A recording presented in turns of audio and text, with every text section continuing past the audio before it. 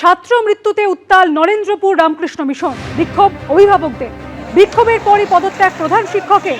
3 staff তাদের suspend করা হয়। মারধর ও নির্যাতনের অভিযোগ মৃত ছাত্রের পরিবারে।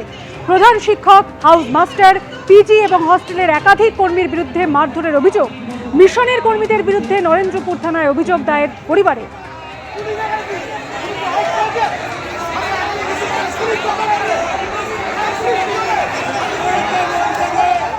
গরম চা খেয়েছে, গরম চা খেয়ে তার খাদ্যনালী পুড়ে গেছে। বাচ্চাটিকে নর্মাল মেডিকেল ট্রিটমেন্টের ফেসিলিটেট করেনি। বাচ্চা যার রক্ত বমি হচ্ছে, সে বলছে তার গলা পুড়ে যাচ্ছে, পেট পুড়ে যাচ্ছে।